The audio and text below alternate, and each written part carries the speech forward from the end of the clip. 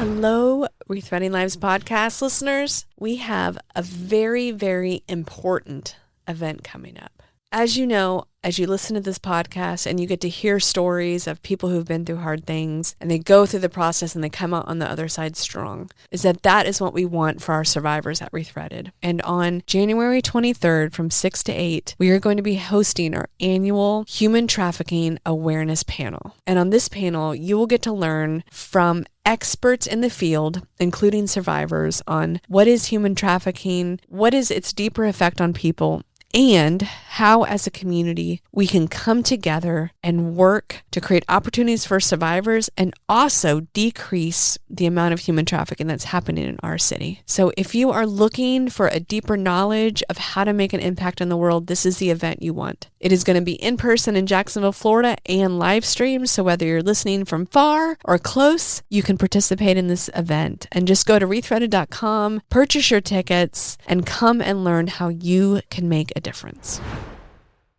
I look for inspiration with people who are overcoming really tough things and they keep going. Such a sign of success is you take responsibility for what has ever happened in your life. So even if it's not your fault, you have responsibility over your life.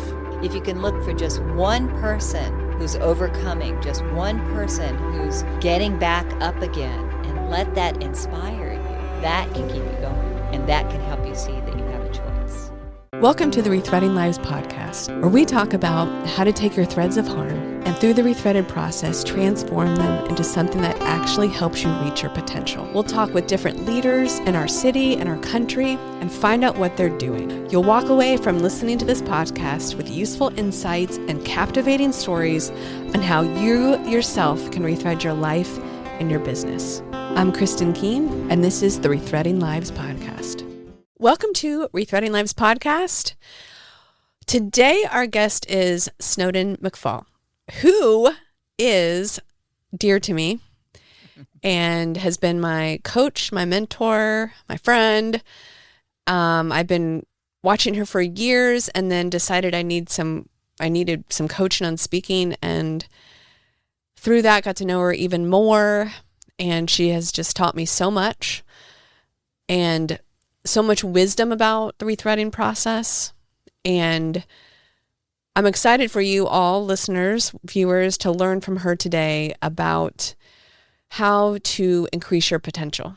And then I will get to brag about her during the podcast about how she has helped me.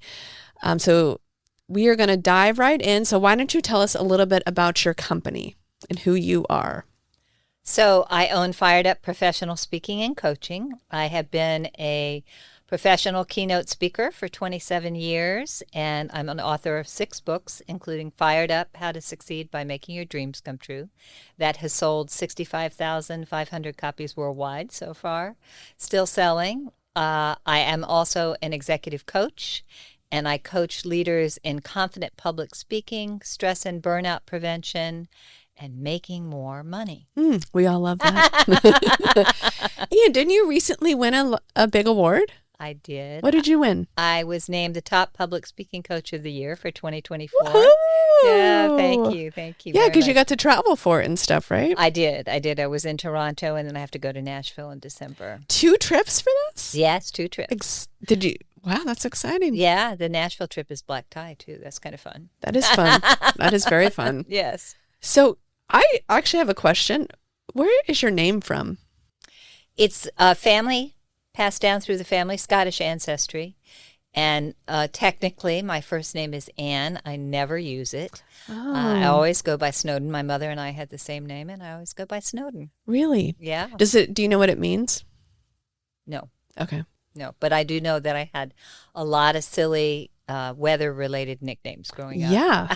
It's almost brave to choose. Why do you think you chose Snowden and not Anne? Well, they gave it to me. I mean, they started calling me that when I was little, so I've always been called that. So you're on your birth certificate, Anne Snowden McFall.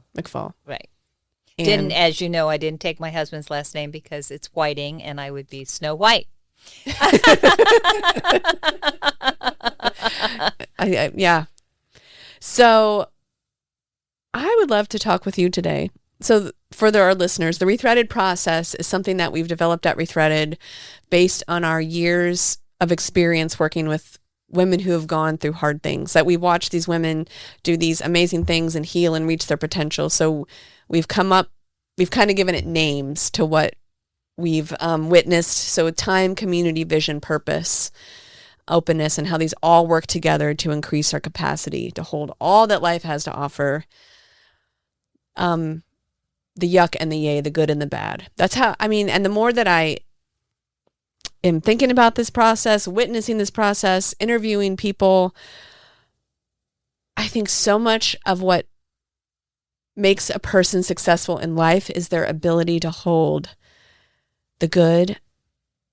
I'm not even going to say the good and the bad, because it depends on your perspective. The harder things and the really good things. Mm-hmm. And they have this capacity to hold it all with love. Right. So maybe you could tell me a little bit about your coaching philosophy. Like, what does potential mean to you? How are you helping people increase their potential? And let's just start there. So my theme line is igniting greatness in achievers. And that's really my sweet spot.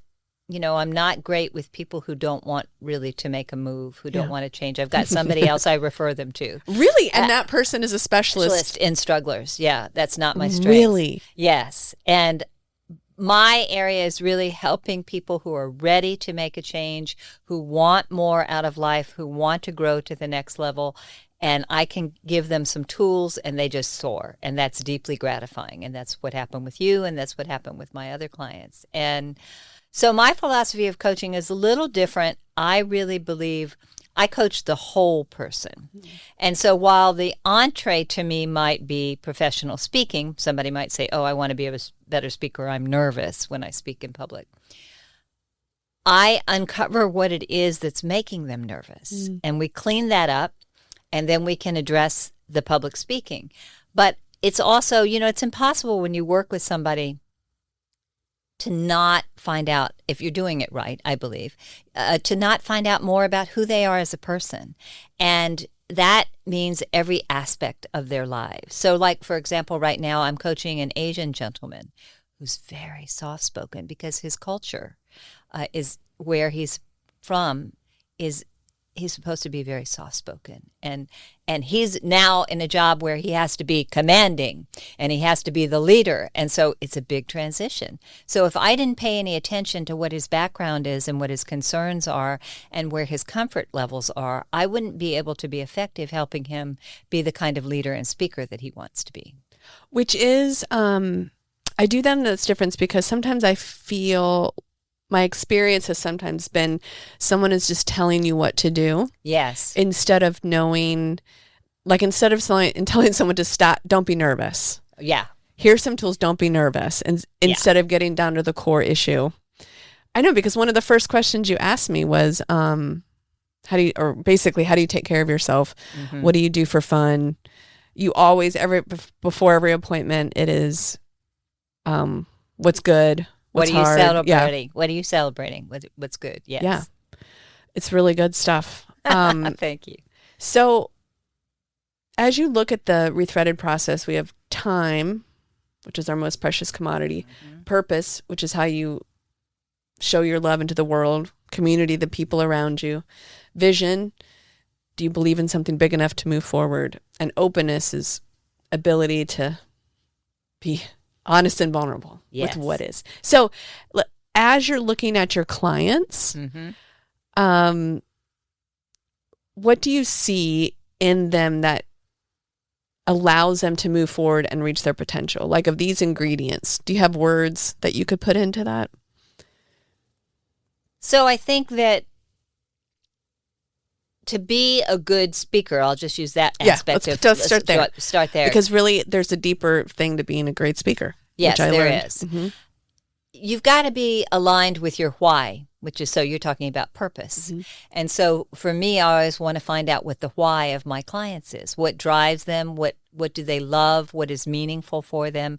What do they care deeply about? What, in some cases, what would they put themselves on the line for? Mm-hmm. What is that meaning? And so that why is their purpose. And so that's critical for me to find out and to work with them in terms of what they want to do for their next steps. And obviously for vision, where are they going? Because that's always, as you know, I'll do visualization with my clients, and I want to know where they want to be 1 year, 3 year, 5 years from now, even longer. So that vision is part of the process of guiding them. And if I don't have a clear sense of their vision, I can't be as effective. And so I need to know where they want to go. Community is critical for survival. I know it is in the Rethreaded process.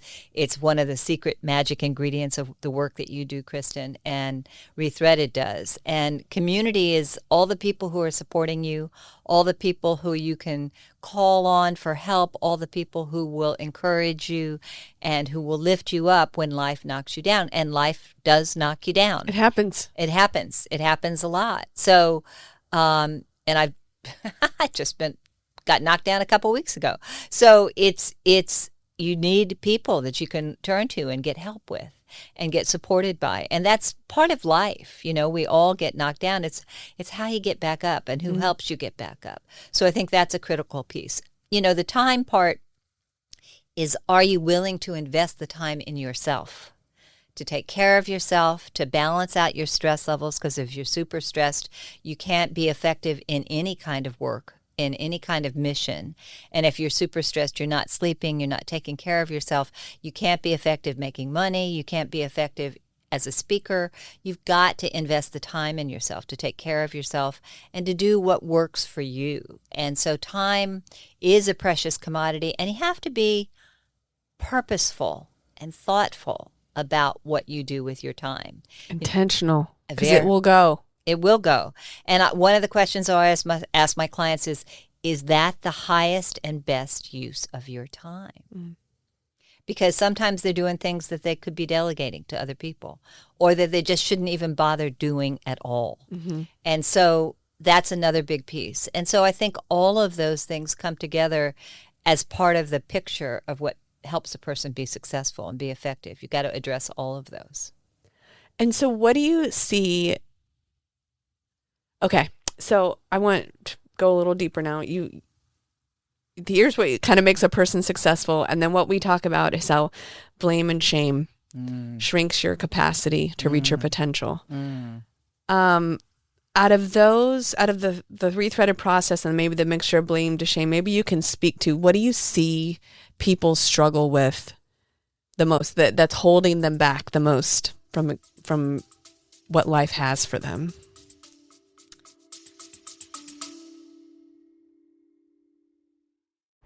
Hello, Rethreading Lives podcast listeners. I'm assuming that if you're listening to this podcast, you care about people and that you want to help people who are going through hard things reclaim their lives. And that is the work we do at Rethreaded. We create space for survivors of human trafficking to reclaim their lives and permanently break the cycle of generational trauma in their lives. We would love to invite you to be part of this by donating. All your donations goes directly to survivor services. This provides for career services. This provides for counseling. This provides for group counseling. This provides care management, everything a woman needs to reclaim her life. So if you go to rethreaded.com now and make your donation, it will change a woman's life. So thank you so much for listening and supporting.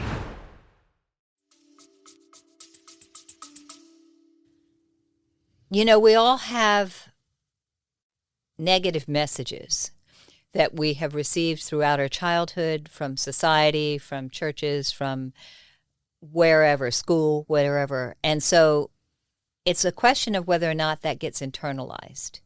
And, if you tell a child often enough that you're no good and you're nothing and you're bad, the child will eventually believe it and act out accordingly because that's what they've been told. And, that happens, as you know, with the case of domestic abuse. It happens in any kind of trafficking situation. It happens in unhealthy, dysfunctional relationships. Which there are a lot of. Yeah, a whole lot of. And I had to deal with a lot of that. As you know, I grew up in a dysfunctional family. Both my parents were alcoholics, and I went through a lot of trauma myself. And early in my life, I was not great at taking care of myself. And I I was in an unhealthy relationship with a man who had me convinced I was not attractive, I was not intelligent, and nobody else would ever want me. And I believed him, even though I had 2 master's degrees from Ivy League colleges. And, all the quote unquote facts seemed to be on the opposite side. I bought into it because of my conditioning. And so we all have that conditioning, and it's a question of, first and foremost, awareness. I think that's one of the pieces of the Rethreaded process, is you help people be aware. Mm-hmm. And that's what I do in coaching too, because sometimes I'll listen to my clients and something will come out of their mouth that'll go, whoa, wait a minute. What is that? And who told you that? And do you believe that? Because, when you can step away and look at the myths that we tell ourselves, the lies that we tell ourselves, and reframe that and refocus that into something positive, then you can make the shift. And that's a really important thing. I was listening to something that Michael Phelps, the Olympic swimmer, said recently, and it was about going through a door, and that the doorway, whatever the crud has been, in the space you are in right now, as you go through the doorway, you're opening to something better and something different. So it's that kind of reframe. Which sounds, this is a theory, right? A lot of people talk about this. And in theory, it sounds so easy. It's not. Yeah. It is really hard. And it takes a lot of time and intentionality and doing it. Over and over again. I was talking to my mindfulness coach the other day, and I was like, I sometimes feel like there is a war in my body for my brain. Right. Well, there is. Constantly. Yeah. At times it does seem like that. And I think part of it, that's why the power of affirmations is so, I really am a huge believer in affirmations. Because as soon as I wake up and I start making the bed, I've got a whole track of affirmations that are so ingrained in me that I just start saying them, and they get ingrained in my system. And those affirmations counteract the negative feedback that I've been given or that I give myself, because I'm my own worst critic. And so those positive affirmations come in and kick in. And that's partly what you have to do, is you're training your brain to say and believe and adopt positive philosophies and a new framework for yourself, a new belief system about yourself, so that you can step into the expanded vision of who you really are and who you were really meant to be. Well, what I love about what you just shared is that it's a very practical thing. My counselor told us how you wake up in the morning is you're setting your brain literally up. So if you're up and you get on your phone, then you're automatically setting your brain up for dopamine. You get up and it's negative, whatever. So can you take us through your morning then? You wake up. Yeah, I wake up. Make your bed. I make my bed. I do make my bed, and I'm saying my affirmations. So can you share a little bit of your affirmations with us? Let's see. I'm just seeing which ones I want to make public. Right. Welcome. I'm a beloved child of God. I am healthy and wealthy by intention and action. Let's see what else I want to make public here. In every day and in every way, my life is getting better and better. I'm always being guided to my highest good. No matter what I do, my financial worth increases every day. God loves me as I am. I forgive myself for judging myself. I forgive myself for forgetting that I am divine. Wow. And so that's before you look at your phone, do anything. Yeah, and then I do yoga. And then I do yoga. I do yoga. And depending on whether my husband and I are taking care of the cats first, we got to go feed the cats and give them loves and all that sort of thing and take care of the kitties. But yeah, then I do yoga. And do you do a videotape, or do you no, not a videotape? No. You just do yoga. You've been doing it long enough to where 30 years. So I just get up and do the postures and let my body tell me what it needs in that moment. And then we'll go out and have breakfast, cook breakfast, and then we'll usually sit down and meditate. Wow. Yeah, which really helps a lot. So your morning is very intentional. Yes. Do you get up at the same time every day? No. Well, I do, but my husband doesn't. We wake up. He would like to sleep in, and I wake up much earlier. And I've just recently I've had a client who's needed a very intense amount of work in a very short period of time for some major presentations coming up. So I've been working extremely long hours for me. I'm pretty conscious about not working long days, but the past week I've had to work really long hours, and I'm so immersed in helping these clients, a couple people, helping these people get ready for this big event, that I'm waking up at 5:30 thinking, oh my God, I need to tell them this, and oh my God, I need to do this. And, so this morning I woke up at 5 going, they didn't download the most recent updated script. And, so, because I care about my clients, I worry about them, I get invested in them, and, they're important to me. So I'm very selective about who I work with, because if somebody doesn't, if there's not a values match, it's not going to work. It's true. Yeah. And is when you're waking up kind of with that stress, is that a signal to you? Yeah, I'm almost finished this project, which is a good thing. Right, because you can start to see. And I'm going on vacation on Friday. So nice. What I say to myself, and this is what I say to my client too, because one of the people that I'm coaching in this situation is, look, this is for a finite period of time. We can handle this. We can get this done. We take it one day at a time. We can handle this. We chunk it down into manageable pieces. And this is for a finite period of time. I could not live this way on a regular basis. There's absolutely no way. I know. Sometimes I think about, what I feel like is happening in my life is I have lived that way for a very long time. Really, really fast. Yeah. Schedule full, very little downtime. And then my life got turned upside down when I went on my sabbatical. Yes. And I came back and suddenly I had space in my life. And I feel like I've just been kind of floundering for a couple of years trying to find how to live differently. I'm still learning.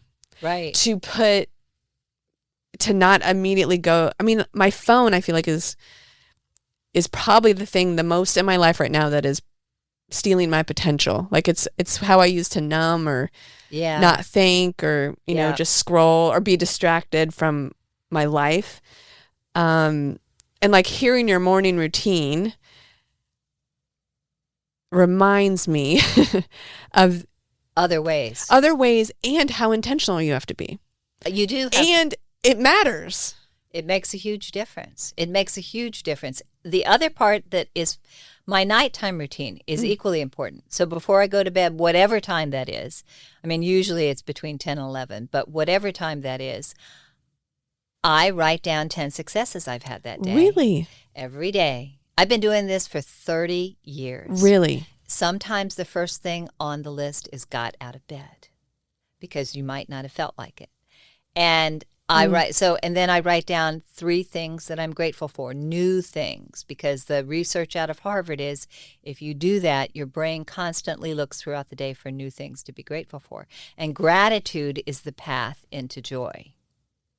It's Oprah's lifelong word is gratitude. And so gratitude is critical. So so my nighttime routine is important too. I mean, I brush my teeth, floss my teeth, do my skincare regime, and then I do my 10 successes. I also have a checklist. This is very intentional. I have a checklist, a healthy habits checklist of all the things that I did during the day. Did I do my yoga? Yes. Did I do my meditation? Did I reach out to people? Did I, and then it's got the yoga postures. It's how long did I exercise? Did I listen? Did I meditate? Did I do my meditation tapes? Did I do, it's all the healthy habits. And every time I want to integrate a new habit, it goes on that chart. And is this on your phone or is this on a piece of paper? Piece of paper. Mm-hmm. I believe the brain actually needs to get physically engaged. Yeah, I don't want to use my phone. No, and in fact, if you really want to make this work, you can. And I'm happy to share a healthy habits chart with anybody who wants to have one. It's just an Excel spreadsheet. I encourage my clients to engage the little kid inside by using stickers like stars. Yes. And hearts and things like that. So I've done that too, and I use different color pens and different things like that. And then I read something motivational and spiritual before I go to sleep. That's good too. I'm going to ask, this might feel out of the blue, but it's how my brain works. Do you know your Myers-Briggs? Yeah, and it's changed a little bit. What is your Myers-Briggs? EN, and that's the part that's changed. I think it's T, and that's, yeah. Thinking, feeling. Yes, it's T. It can be T and F. That changes a little bit from time to time. So. And then what's your last? J or a P? J. I was like, you're a J. I was like, I know you're a J. So, and in the DISC system, I'm an I, influencer. Okay, and what's your D? My D is secondary. Okay, I have off the chain D, off the chain I, barely detectable S and C. So you need support people who have those details. Oh yeah. But that is one of my questions about that I keep asking myself over and over again. Like a lot of the leadership books you read are like, you're steady and you're consistent. And I was like, but you look at my personality. In Myers-Briggs, my E is off the chain, my P is off the chain. Yeah. Everything else is kind of middle. But then in DISC, I like have this high extremes. How do you coach someone to consistency to reach to, because I can see how inconsistency it's so stop funny. You from reading your potential, but well, and it's so funny you should mention this because I just led a training all day Saturday for a company on DISC, and it was fascinating because later in the training there was an immediate mismatch in communication with two people, and it was a perfect example of what we were talking about. So you got to live it out live. Yeah, a D and an I, very different perspectives on life.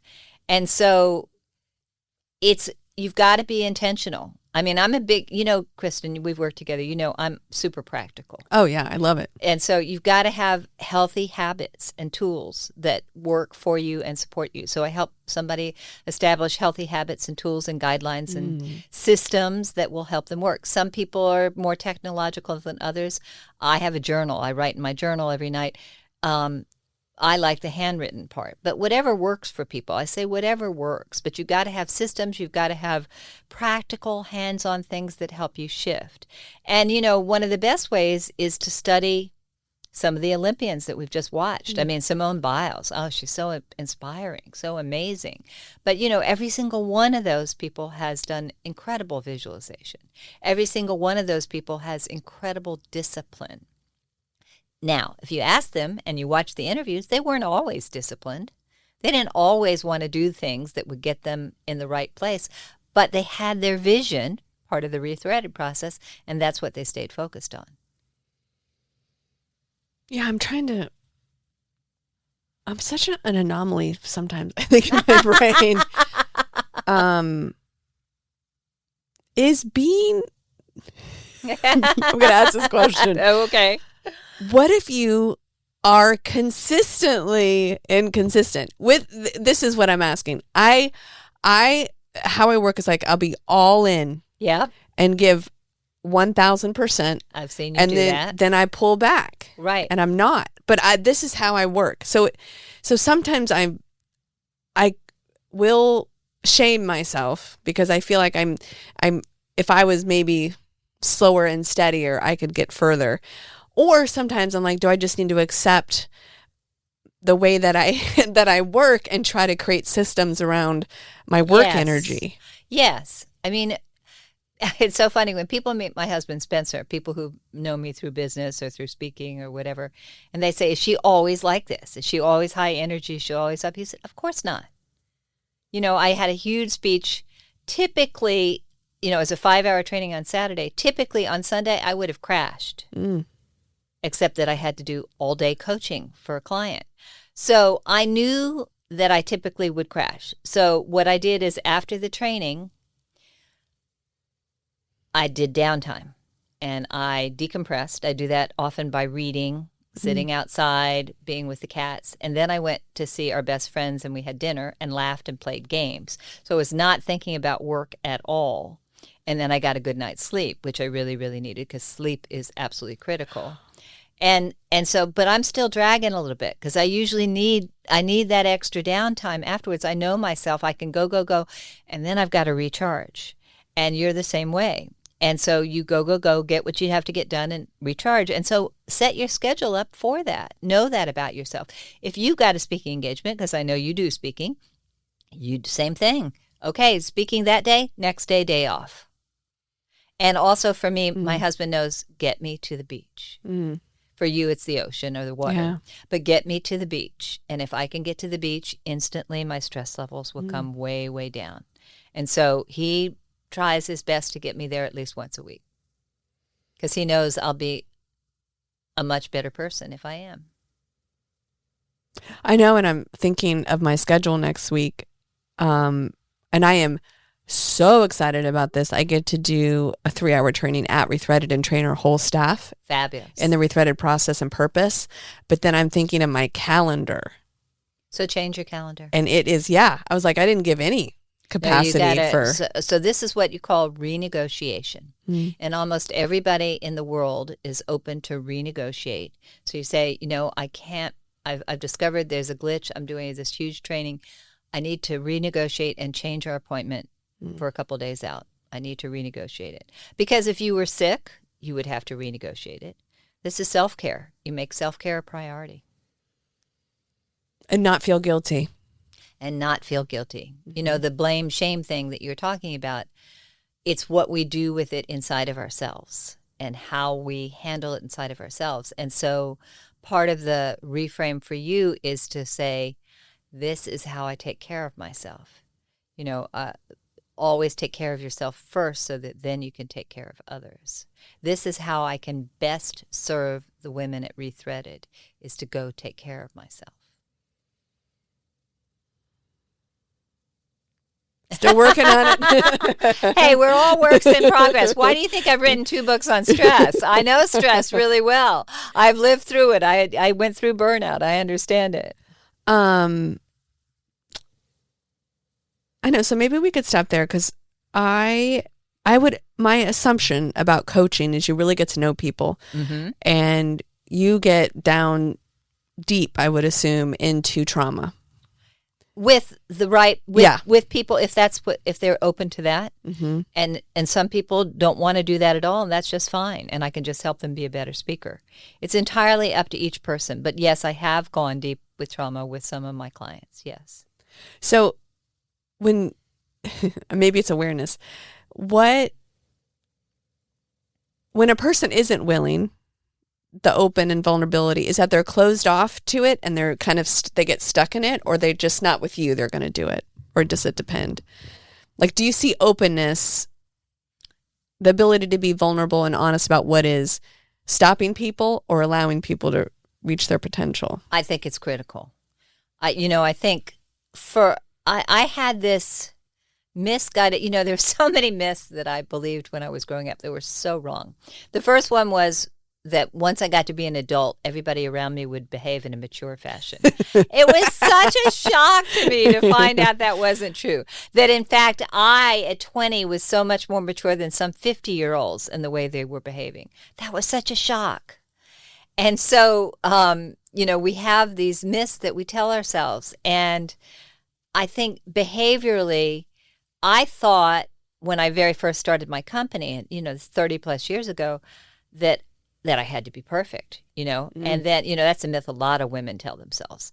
And so when people would say, how's business? I'd say, great. And what I should have been saying is, it's good, but I could use more. Do you know anybody who's looking for advertising or for speaking services? So I learned to be more open and honest about where I was. And as a speaker, you absolutely, if you care about connecting with your audience at all, and don't bother being a speaker if you don't, if you care about being a speaker at all, you have got to be vulnerable. That does not mean you do therapy with your audience. Right. But it does mean you tell the truth about who you are, you share the mistakes that you've made, and the lessons you've learned from them. My introduction is very specific. It has, and I wrote it very intentionally, it has humor about my name because people always want to know, what is this name? It has jokes about that. It talks about growing up in an alcoholic family. It talks about the fact that I was named National Women in Business Advocate of the Year by the SBA and honored at the White House. That was a seminal moment in my life, deeply humbling. So it talks about all those things, and inevitably, after almost every single speech I give, somebody comes up to me to talk about either alcoholism or drug abuse in their family. Mm-hmm. That being vulnerable from the beginning lets them know, okay, she gets it. She understands. Her life hasn't been perfect. Because people make assumptions about you. If you're on stage, they assume your life is perfect. That is such baloney. It's really the speakers who are effective have had a really tough life. It's true. And we've overcome a lot. And we're sharing what we've learned. And we're still overcoming a lot. I want to go back to a little nugget you just said about the difference in the way that you respond. So in the business world, maybe even the church world, whatever world we're talking about, it's always kind of expected, yeah, I'm good. I'm good. Yeah. Like when someone asks how you are, right. I'm good. And I've never worked in corporate America, but what my experience of it is from other people is that it's, there's not like space not to have it together. That's true. So even like that little tweak that you just said, like, instead of saying, yeah, it's good, it's great, instead of saying, well, it's good, but I need this. Right. That little tiny bit of openness, yes, I think then creates space for another person to be open. And then both of you grow and reach your potential. So do you have any words of wisdom on how, in a daily conversation like that, how do you become just that little glimpse of openness? Not a trauma vomit, but a little bit of openness. I think it could be as simple as if somebody says, how was your weekend? And you could say, it was great. I could use some more sleep. My kid was up all night long, with the flu or something like that. And then they can talk about their kid with the flu or whatever else is going on in their lives. It's just a little bit more real, just being authentic. I mean, truly good speakers, truly good leaders are authentic.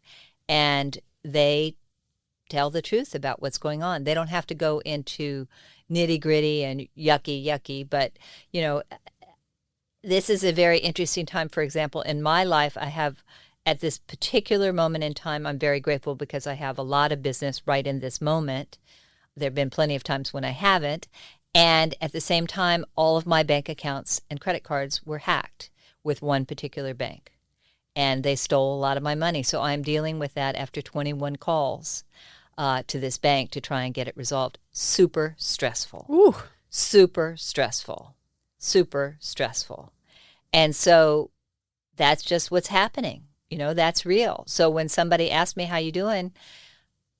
If there's somebody that I feel safe with, and that's the piece. If you feel safe with, I'll say, generally doing really well, but I'm dealing with this other thing, and it's stressful.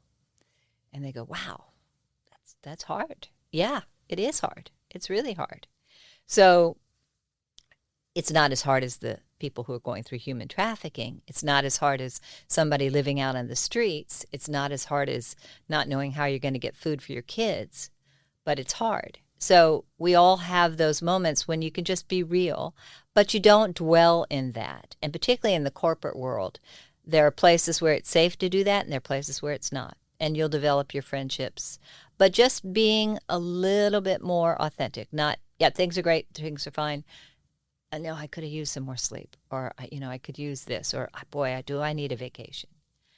And it's a tricky balance because you don't want to be perceived as a whiner. Mm-hmm.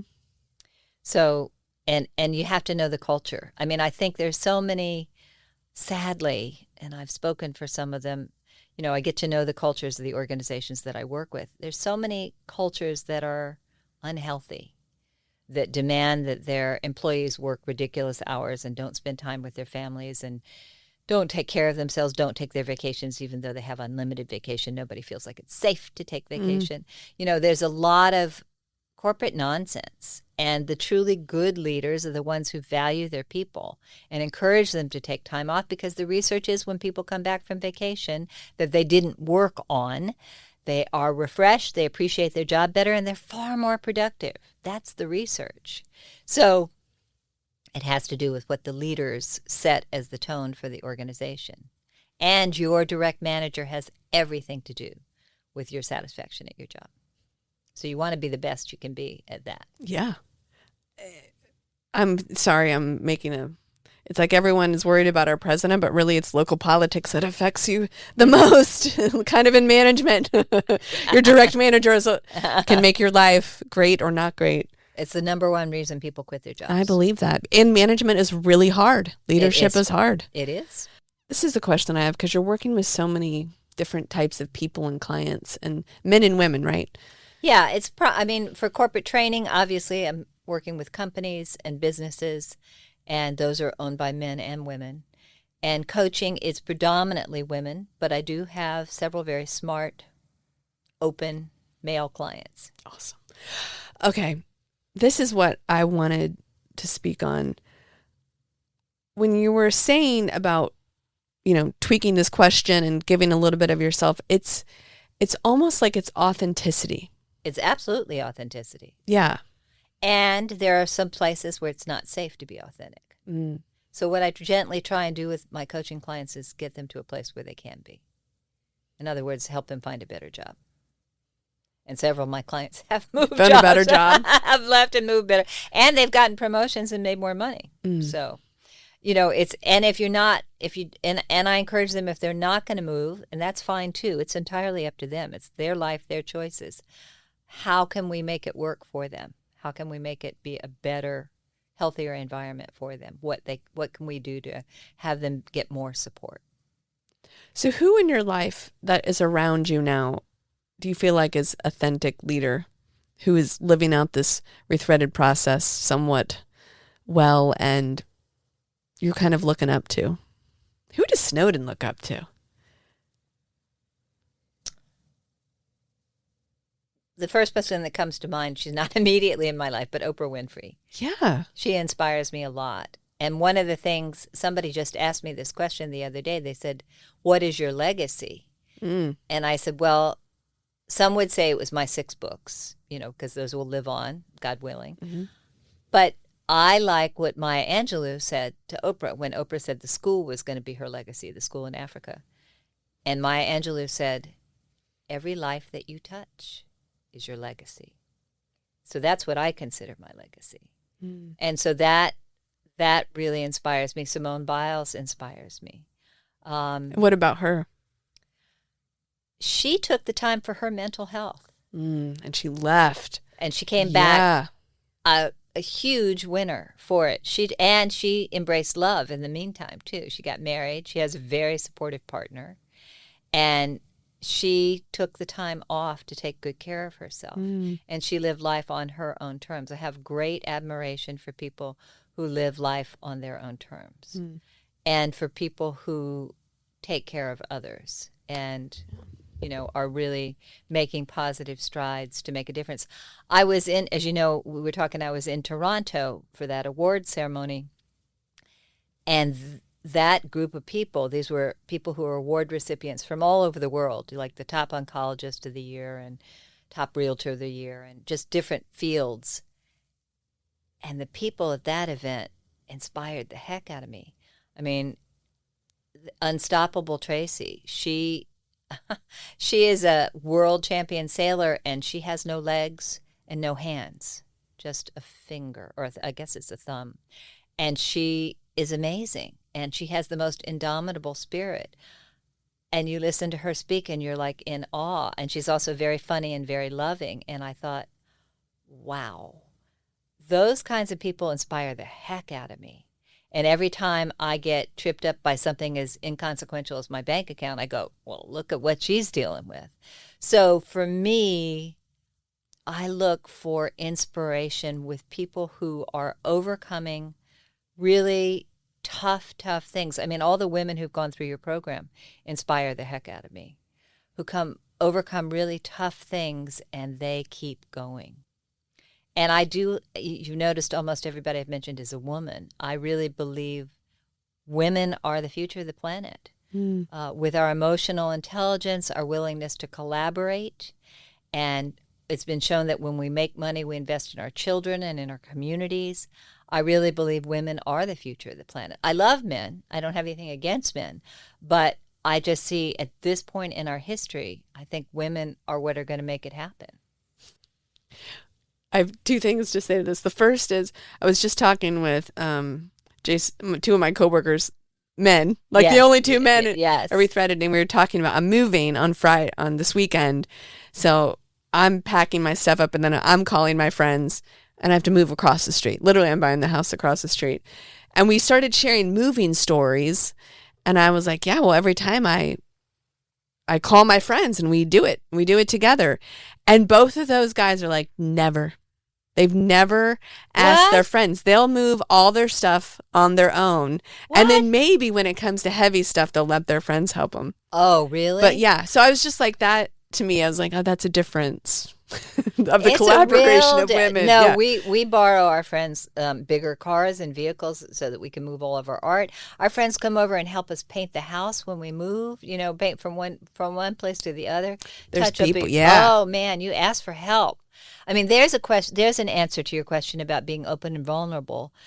Asking for help is a major doorway to vulnerability because so many people are afraid to ask for help, and asking for help enables other people to be of service to you. You really do people a disservice if you do not allow those around you to help and support you. So true. Shirley on the podcast, she's one of our survivor leaders, said that. She said it changed, the moment really that changed her life was when she asked for help. It is. Because she kept trying to do it on her own. And you can't. Nobody can. We all need each other. We need God. We need support. We all need each other. And you got to ask for help. That's a major doorway for vulnerability and openness, I think, is asking for help.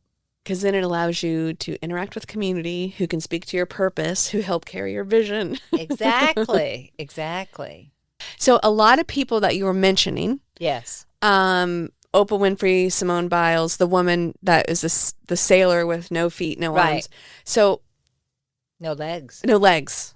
And no feet. What I find so powerful about the Rethreaded process is that such a sign of success is you take responsibility for what has ever happened in your life. Absolutely. So even if it's not your fault, right, you have responsibility over your life. That's right. Which is something that I honestly struggled with that question so much because I watch women be exploited over and over and over and over again at not of their fault. Right. And then they're left with the mess. Right. However, and condemned and sometimes arrested for it. Yes. Right. All the blame and shame over them. Yep. And the women so this to me is like it's injustice, right? It's unfair. Oh, of course it is. It makes me infuriating. And then I meet our women, or and this podcast, I interview a lot of people who've gone through hard things, and they are able, no matter what the circumstances, whose fault it is, it doesn't matter. They take responsibility and then move to solve it and move forward. Right. Beautiful. They're Powerful. Not waiting on anyone to do it for them. No one's going to rest. Like Simone Biles, I was like, thinking in my head, I was like, she didn't wait on anyone to take care of her. No. She did it herself. And she was sexually traumatized by the team doctor. I mean, all of them were. So she went through this tremendous trauma, and then she took care of herself.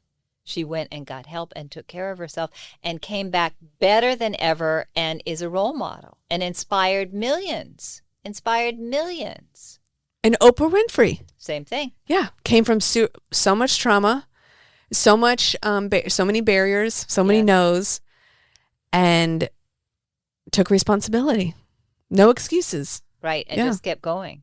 Well, and there's a certain point at which you have to go no matter what's happened to you, no matter how bad it is. And I know you know this with the women you serve.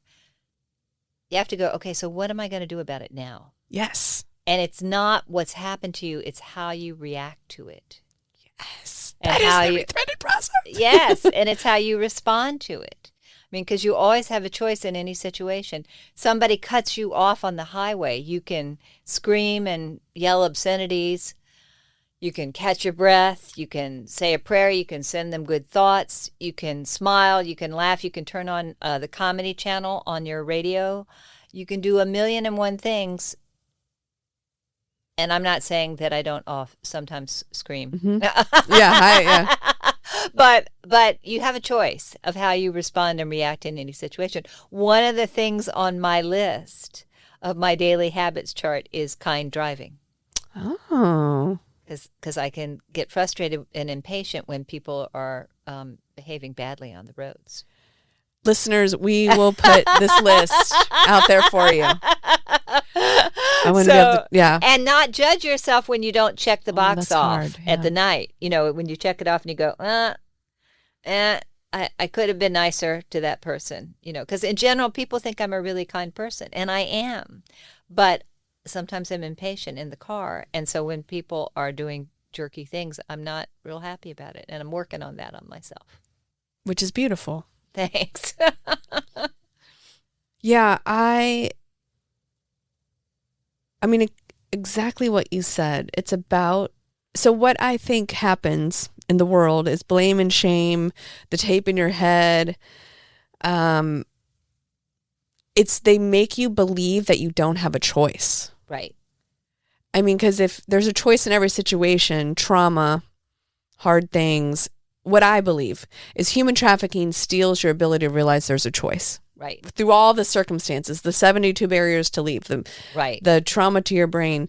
But I think that's for so much of us in life is I think to reach your potential, those are the people that always realize they have a choice, that no one can take that from them. And that is super powerful, that there's always choice. And sometimes my blame and shame make me believe that I don't have a choice in this situation, that I'm powerless. I think we've all felt like that. Yeah. I think particularly those of us who've been through trauma. Yeah. We've all felt like that. We've all thought, how am I ever going to get out of it? That's why people commit suicide, because they feel hopeless and they don't feel like there's a way out. And that's not true. And that's not true. And part of the healing and reaching your potential is believing that there's choice. Well, and I think that's where seeing somebody else who's done it. I know for me at 30-year career, there's been a lot of ups and downs. And as an entrepreneur, I had 10 employees and owned an office building and all this. And at one point in my career, it was like, wasn't going so well. And I went to this big motivational event, big rah-rah event they had at the Boston Garden. I was living in New Hampshire at the time. And I remember I paid the extra to go see, have breakfast with Zig Ziglar and lunch with Brian Tracy. And I had sent Zig my Fired Up book, and he knew it and recognized me when I came through the door and greeted me so warmly. Zig was an amazing man. And I listened to him, and I did not know that he went bankrupt in the middle of his career. And that was like, wow. And then I listened to Brian Tracy, and Brian Tracy, who's a top speaker and sales speaker and just incredible man, was homeless, as he said before it was popular to be homeless. And it's a joke. That piece of information from each of those men that I admired so much gave me hope to go on. Because I went, oh, wow, okay, even these super successful speakers have bottomed out, and they got back up, and look at where they are now. And I got back up and look at where, and so it was enabled me to keep going. And so we all have those moments in our lives where if you can look for just one person who's overcoming, just one person who's getting back up again, and let that inspire you, that can keep you going. And that can help you see that you have a choice. I mean, it's the game changer at Rethreaded. Like my word to the women, the survivors that walk on our door, it means something. But the woman that has done it and has overcome and has reclaimed her life from human trafficking, her word to the women walking in the door means everything. Oh, it's everything. And it also in your fundraisers. Yeah. That's what what turns the tide. That's when people pull out their checkbooks, their credit cards. They go, oh my God, look at how much of a difference this is making. Yes. And then how we're following. I mean, I look up to our women so much because they do such hard, all this work we're talking about, they do this work. And I'm just, the more that I do this Rethreaded process and talk, we have so much to learn from them. It's like the opposite. People want to come in and teach, and I was like, y'all need to come in and learn, okay? Yeah, absolutely. Absolutely. Because they can teach so much. Yeah. And the joy, too, that they still carry, which is, most people would think your joy would get completely eviscerated.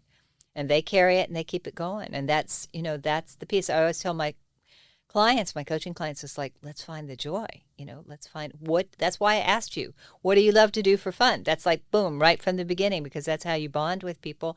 And that's how you cue into what makes them happy.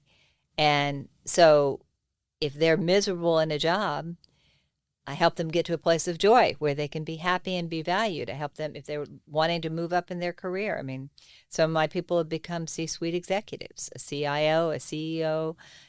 Several of them have doubled their income. Several of them have gone on to do incredible things in the community. They keep giving back, and that's what it's all about. This is what I love, because I feel like you're so proud of your clients. I am. The same way I am the women of Rethreaded. I am. I'm very proud of my clients, including you, and how wonderfully you've done. I can feel how proud you are. Okay. So let's, I always ask our guests, what in your life, what has been a full circle moment where you feel like your circle is expanded, you've overcome, you're holding life well, you've been through something hard. What is a full circle moment that you've had in your life? A lot of them. Well, how many years? Early in my career, because I also owned an ad agency. And early in my career, I survived a corporate takeover attempt. My then vice president and secretary plotted to buy my business out from under me. And they had gone to the rest of my staff and told them that everything I said was going to be out, and they were going to be in, and they were going to be in charge. And they had created a lot of unrest. And I didn't know any of this. But I got a call from a business broker who said, I have somebody who wants to buy your business. And I said, well, business isn't for sale. And he said, well, think about it, because I've got people who want to buy your business. I was like, okay. And a month went by, and I woke up in the middle of the night, and God told me, it's your people. It's these two people. And I went, oh, my God. And so, and I was about to leave the country for a week for a corporate training. And I knew that I had to protect the company, and so I let them think. I called the business broker, and I said, is it so-and-so and so-and-so? And he said, yes. And I said, okay. And I said, let them know that I will be willing to talk to them about terms when I get back, because I didn't want them to destroy the business while I was gone. And then I came back, and I asked them to go across the street to get a cup of coffee, and I sat down with the rest of my staff, and I said, here's what's going on. I'm about to fire them. If anybody wants out of your contract and wants to leave with them, you can go, but this has been devastating for me personally. I felt very betrayed. And they all were completely relieved and thrilled that I was going to stay and those other people were going to leave. And then I went across the street and I handed them both their final check, because I gave them a month's severance and a list of things that they couldn't do according to our contract, and including go after clients that we were at that moment pitching, that we'd been pitching. They said, you can't. We've just been pitching these. And I said, yes, I know. And I said, you both know me well enough to know that I never go into battle without both barrels fully loaded. Don't mess with me. And they left. And then they bugged my phones. Her husband was a telephone guy, and he used to brag that he could bug phones, and he bugged the corporate phone. So every time a new prospective client would call us, they would call the client. They started a competitive ad agency, and they would call the client immediately afterwards. And one of the potential clients called me back and said, I don't know what's going on. I called you, and then I get this call from this other agency immediately. Something's weird. So I happened to know the Attorney General, and in the state. And I called them and I said, on the bugged phone, I said, I need help with this because my former employees are bugging my phones. And that stopped it. But that was a major thing. And that was a full circle moment in terms of A, number one, surviving a corporate takeover attempt. B, number two, the hurt, the betrayal. I mean, that was what I felt first. Obviously, a lot of anger, too, but a lot of hurt and betrayal because these were people I had invested in and cared deeply about. And, the need to make sure my company was safe and they weren't going to try and steal my clients and do all that, and just to be financially and fiscally solvent and all of that. And then eventually to move to forgiveness. And so that was the harder one. That's the one that took longer. I think the forgiveness piece, just like any trauma that you go through. But the forgiveness is not for them, it's for me.